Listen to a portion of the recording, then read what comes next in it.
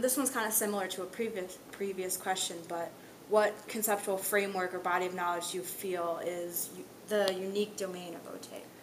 I think there's a lot of things. I mean, I know there's a lot of talk about how PT is infringing upon the realm of OT and doing activities of daily living and things like that.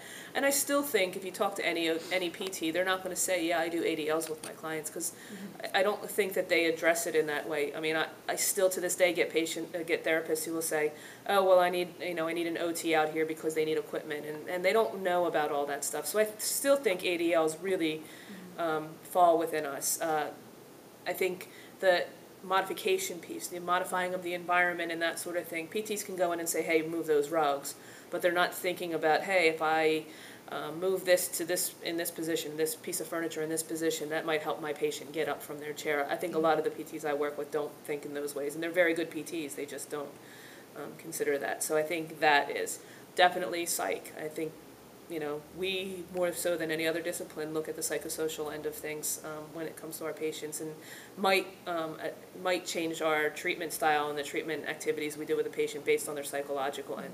Whereas PTs, for the most part, will go in and say, okay, let's get up and walk. Meanwhile, the patient's sitting there crying. I've seen it. I mean, I've seen it out in the clinics. I've seen therapists that I work with, very good therapists I work with, ignore that piece. And they'll go out and they'll just say, well, we got to get this work done. I'm here for an hour and we got to get through. So no matter how bad you're feeling, let's go. Whereas I might sit and process that with my patient before we actually do any activity. So.